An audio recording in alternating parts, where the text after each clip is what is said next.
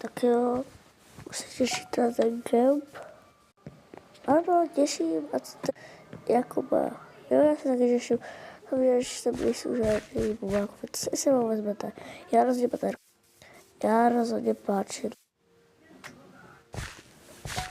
Jo, dobrý, tak já si sebou beru rozhodně být tu páku.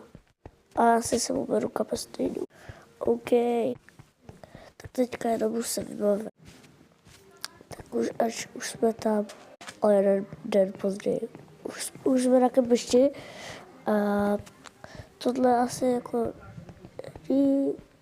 je to dobrý kempování, ale prostě první noc.